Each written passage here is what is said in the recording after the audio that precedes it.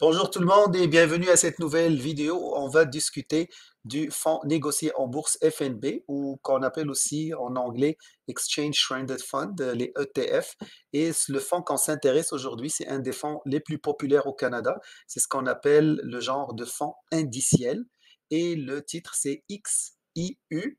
Il s'agit de iShares S&P TSX 60. Donc, on va discuter de l'objectif de ce fonds-là, de sa performance, comparaison avec des fonds similaires. Mais avant tout ça, on va discuter de ça sert à quoi un fonds indiciel et pourquoi ils ont été dans le fond créés. C'est comme un peu d'histoire. Les fonds indiciels, le premier Exchange Traded Fund ou FNB qui a été coté en bourse, c'était un fonds indiciel.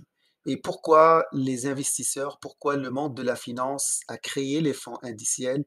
C'est pour répondre aux craintes et aux plaintes des clients qui étaient dans la majorité investis dans les fonds mutuels.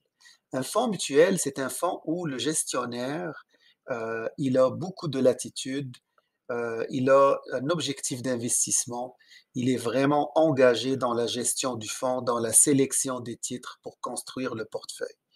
Et tout ça a fait que, dans le fond, c'est des fonds qui coûtent cher à gérer parce qu'on doit payer un gestionnaire qui va s'asseoir là, faire ses analyses, faire tout ce qu'il doit faire. Donc vraiment, ça coûte de l'argent. Et les investisseurs, ils étaient dans la majorité des temps déçus de la performance des fonds mutuels et d'où est venue l'idée de tout simplement répliquer l'indice boursier. L'indice boursier étant toutes les entreprises, toutes les actions qui sont sur le marché boursier. Par exemple, je regarde TSX, ben, je pourrais juste acheter le TSX, un fonds indiciel. Donc, il va juste suivre la performance du TSX. Je n'ai pas besoin d'un gestionnaire actif qui va commencer à sélectionner des titres et qui va me coûter cher, puis après, ça se peut qu'ils ne battent même pas l'indice de référence. C'est ce qu'on appelle les indices de référence. Et l'idée est venue parce que, justement, les fonds mutuels, ils utilisaient les indices de référence pour comparer. Donc, à un moment, les clients, ils ont tous remarqué que l'indice de référence, la majorité du temps, arrive à battre le gestionnaire de portefeuille, surtout à long terme. D'où l'idée de tout simplement investir dans la bourse et répliquer tout simplement le marché boursier. Les fonds indiciels rapportent beaucoup d'avantages par rapport à un fonds mutuel. Premièrement, les frais de gestion, parce que lorsqu'on réplique un indice boursier, on n'a pas besoin d'un gestionnaire actif, on a un gestionnaire passif. Il connaît déjà les titres qui font partie de l'indice. Donc, il n'y a pas de sélection, il n'y a pas de choix, il n'y a pas d'analyse, il n'y a pas de recherche. Donc, il va juste prendre les titres qui existent sur le marché boursier canadien. Il va s'assurer d'avoir la même représentation que dans le marché boursier. Donc, il va avoir, par exemple, 100 millions de dollars, il va acheter le même nombre de titres qui existent sur le marché boursier canadien au même pourcentage qui existe. Donc, on aura la Banque Royale, Shopify comme étant les plus grands titres, les plus grandes capitalisations, ben, ça va se retrouver la même chose dans son portefeuille. Et vu qu'il n'y a pas d'effort, le frais de gestion est très, très, très faible. Il n'y a aucunement point de comparer le fonds mutuel, les frais de gestion, ça part de 2% jusqu'à 4%, alors que les frais de gestion d'un fonds indiciel, ça démarre à 0,03% jusqu'à maximum 0,25 ou 0,20%. Et ces frais-là, ça joue un rôle à long terme. Euh, Comme vous savez, lorsque vous investissez, vous réinvestissez votre argent, ben, un frais de 0,03% versus un prêt de 3%, ça, à un moment, ça a un impact sur la performance à long terme. On vient gruger à chaque année 3%, 3%, 3%. C'est sûr, c'est pas quelque chose qui va passer inaperçu sur la performance à long terme. Donc, les fonds indiciels, en résumé, ont un frais de gestion très faible.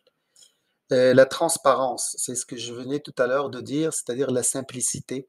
Lorsqu'on achète un fonds indiciel, j'achète par exemple le TSX, le marché boursier canadien, je sais que j'ai investi dans toutes les entreprises du marché boursier canadien.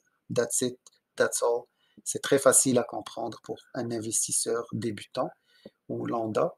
Et donc, comparé à un fonds mutuel, les fonds mutuels en général, vu que c'est des fonds actifs, Donc, on aura un gestionnaire et on a un objectif d'investissement. Et la majorité du temps, les clients, les investisseurs n'arrivent pas à comprendre l'objectif d'investissement parce que c'est écrit en langage financier, par exemple, il va investir dans les entreprises sous-évaluées en utilisant des ratios, des choses comme ça. Donc, on ne sait pas premièrement c'est quel titre qu'il va choisir durant l'année ou qu'est-ce qu'il va vendre, qu'est-ce qu'il va acheter, alors que pour un indice boursier, on sait déjà les titres qu'on aura dans le fond. Donc, le côté transparence permet aux investisseurs de savoir dans quoi ils embarquent.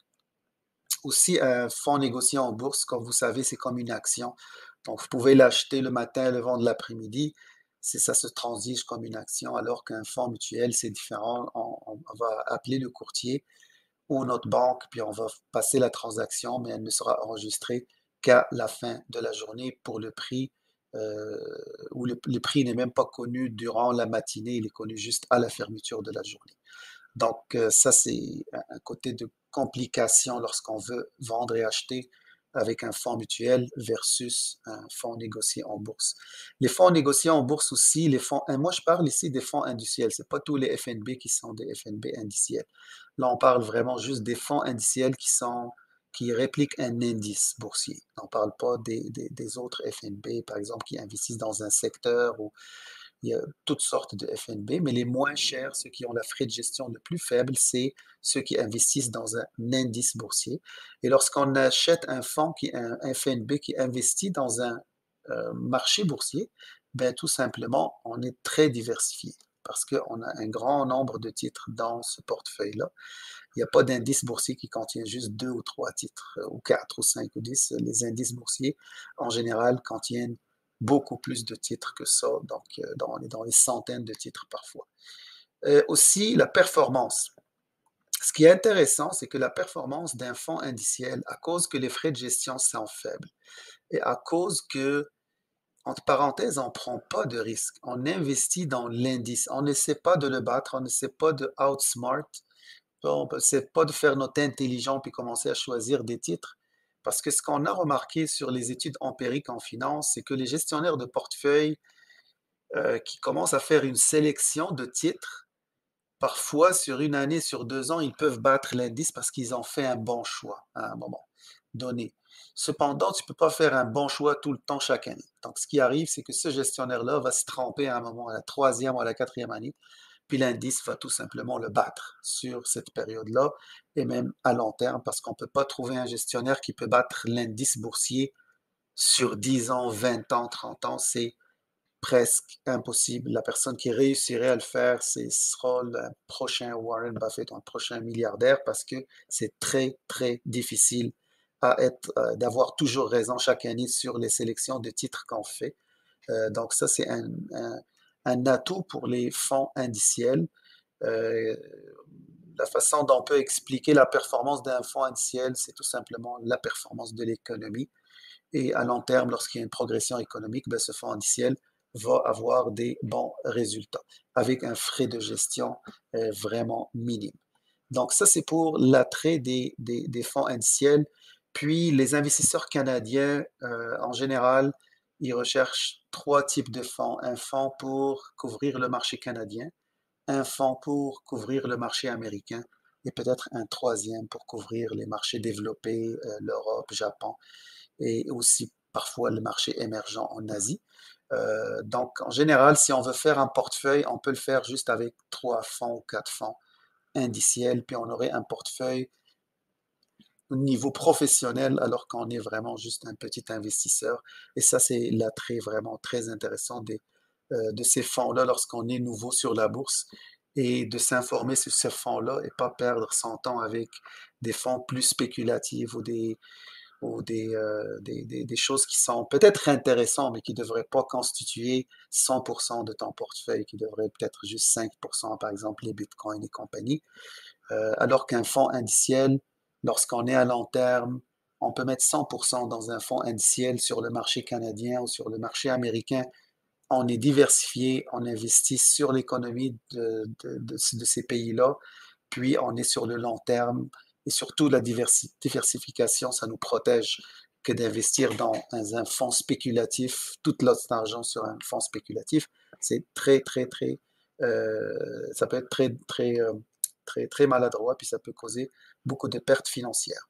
Maintenant, pour retourner au iShares S&P TSX 60, comme j'ai dit, c'est un fonds indiciel. Déjà, à part le nom, on peut déjà découvrir qu'il investit sur TSX, c'est-à-dire le marché de Toronto. S&P étant juste la compagnie qui travaille sur cet indice, qui a créé cet indice. Et donc, c'est elle qui s'en occupe de tracker, de faire toutes les études reliées à l'indice. Mais principalement, on investit dans le TSX 60. Le TSX 60 étant tout simplement les 60 plus grandes entreprises canadiennes. Donc, on a vraiment, lorsqu'on achète le XIU, c'est comme si on achète une part dans les 60 plus grandes entreprises canadiennes automatiquement. Donc, vous voyez ici l'attrait de ce genre d'investissement. On est diversifié dès le départ, sans faire beaucoup d'efforts. On a déjà un bon fonds déjà qui couvre ça. Puis ce FNB est très populaire. L'actif sous gestion, c'est-à-dire combien d'argent ce fonds-là que les investisseurs ont investi et dépassent les 10 milliards de dollars. Puis ça se comprend, comme j'ai dit, c'est des fonds très populaires qui ont un frais bas, qui sont utilisés par les investisseurs qui sont novices ou qui des investisseurs qui sont expérimentés parce que on ne peut pas échapper à un fonds indiciel. C'est très pratique. Même les investisseurs les plus chevronnés, ils ont dans leur portefeuille, ils ont des actions qu'ils vont sélectionner, mais aussi ils ont des fonds indiciels pour compléter, pour diversifier. Et les investisseurs qui sont plus nouveaux, qui ne connaissent pas nécessairement les actions, qui n'ont pas accès à ces informations-là pour savoir quelle action est une bonne opportunité, ben, ils iront tous vers les fonds indiciels en général parce que ça leur permet d'avoir un portefeuille diversifié très rapidement. Le nombre de participations dans le fonds XIU est de 60. Son ratio de frais de gestion par rapport au FNB indiciel similaire canadien est un peu plus élevé et de 0,18%, on peut le voir ici, comparé à ses concurrents. Normalement, c'est lui le plus populaire avec presque 11 milliards de dollars de fonds investi dans XIU et son frais de gestion est de 0,18, mais on a des fonds qui ont des frais de gestion encore plus bas, 0,06, 0,003, 0,005. Là, on parle de 0,06%, c'est-à-dire presque rien. Lorsqu'on investit 10 000 dollars, c'est même pas euh, 6 dollars ou 60 qu'on paye comme frais de gestion, c'est-à-dire c'est vraiment bas par année. Et aussi, on voit ici qu'il y a beaucoup d'offres. Il y a quelques petites différences. Par exemple, lorsqu'on voit TSX 60, ça veut dire les 60 plus grandes entreprises canadiennes. Mais lorsqu'on voit TSX seulement, ça veut dire l'indice au complet. Mais si on voit TSX Capped, ça veut dire c'est l'indice, mais avec un cap sur les secteurs pour avoir une diversification par secteur. Parce que l'économie canadienne est très tirée vers l'énergie et les banques. Donc, si on choisit TSX 60 ou TSX, c'est sûr qu'on aura un peu plus d'énergie et de banques. C'est pour ça, parfois, ils vont prendre l'indice puis ils vont essayer de mettre des caps pour éviter justement qu'un secteur soit très dominant par rapport aux autres secteurs et assurer ainsi la diversification. Ces fonds-là sont les fonds qui sont en concurrence directe avec XIU, mais on peut voir en termes de performance qui sont très très proches parce que ils sont tous sur le TSX, sur le marché de Toronto. Et vu que les 60 plus grandes entreprises canadiennes forment presque 90% du marché, donc même si on investit dans un fonds qui investit dans toutes les actions du bourse de Toronto, on a presque la même performance qu'un fonds qui investit dans les 60 plus grandes entreprises. On peut voir que XIU a une belle performance sur 5 ans, malgré que son frais de gestion est de 0,18.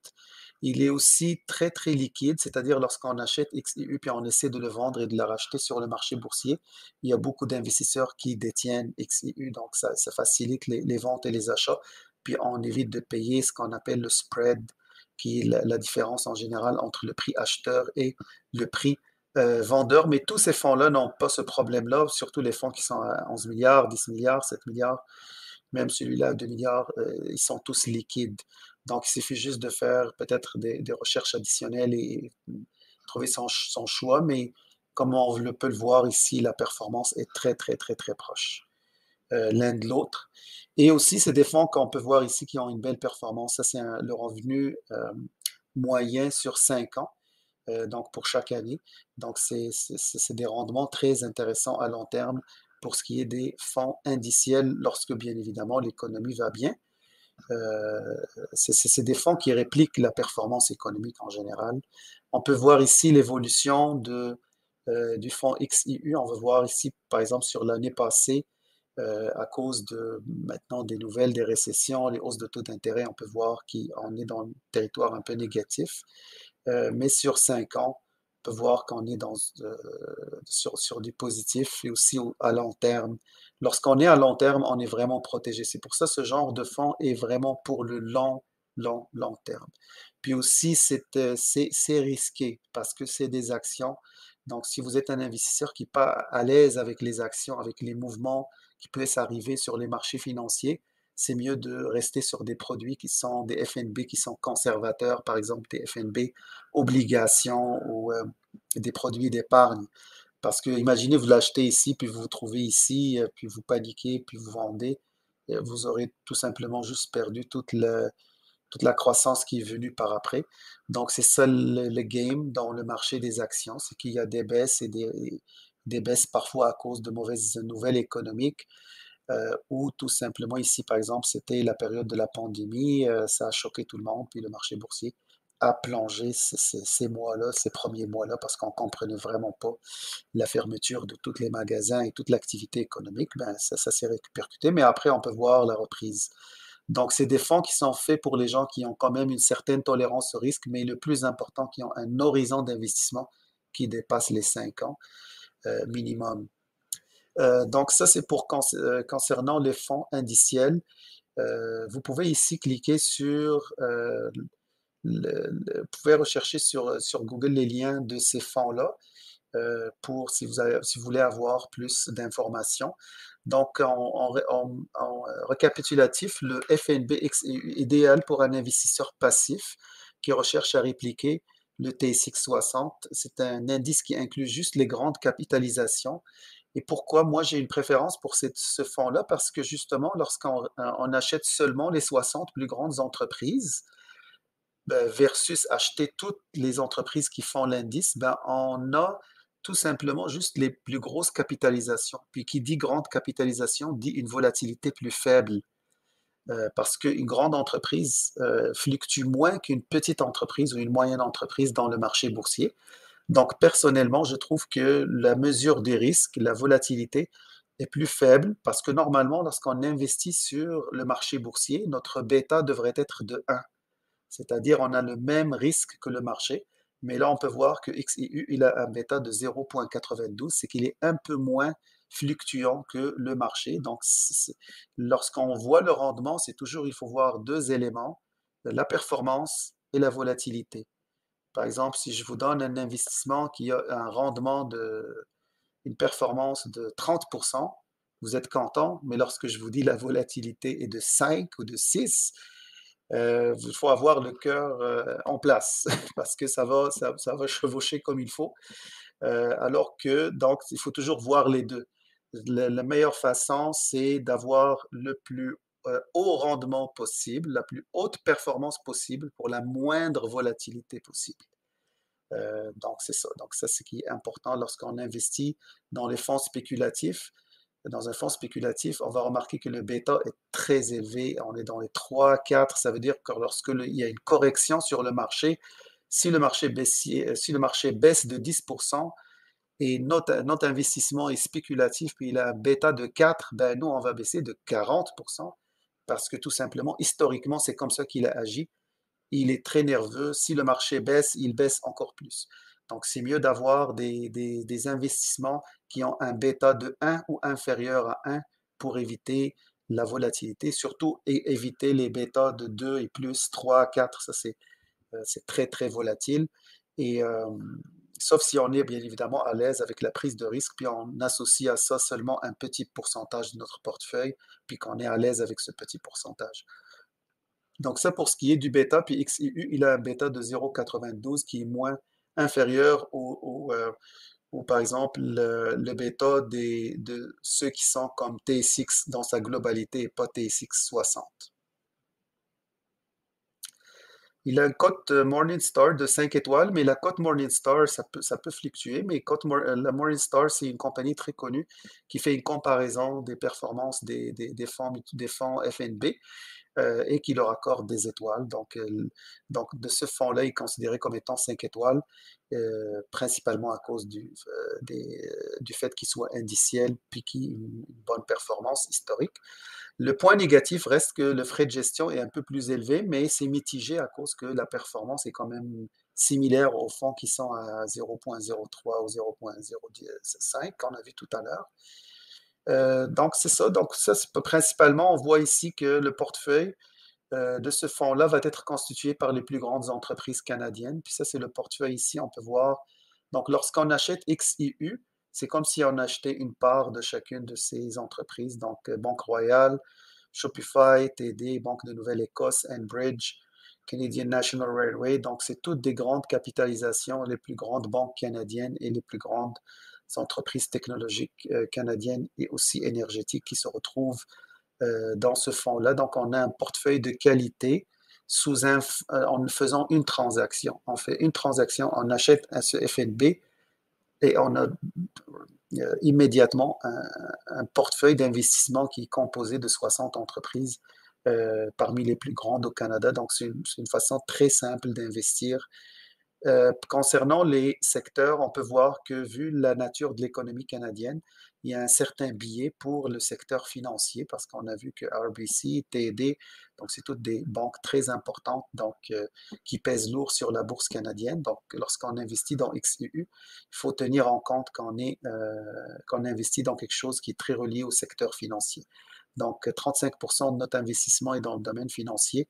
Il y a aussi le domaine des matières premières, à 10%, la consommation de base, communication. Ça reste quand même assez diversifié. Cependant, on garde en tête qu'on a un produit qui est plus touché finance. Donc, si on veut investir dans quelque chose d'autre, c'est mieux de prendre un FNB qui est moins influencé par la finance. Mais en général, les investisseurs canadiens vont avoir un fonds qui réplique le marché canadien, puis un fonds S&P 500 pour le marché américain. Le S&P 500 est beaucoup plus diversifié. Les finances pèsent beaucoup moins que dans le TSX. Donc ça, c'est un avantage. Donc on peut compenser ça avec un fonds S&P 500 du côté américain, puis on devrait être correct en termes de répartition sectorielle. Donc, j'espère que cette vidéo vous a intéressé. Donc, dans les prochaines vidéos, on va parler des fonds qui couvrent justement le marché américain, puis dans une vidéo subséquente, les fonds qui couvrent les marchés développés et marchés émergents. Merci d'avoir suivi la vidéo et bonne journée.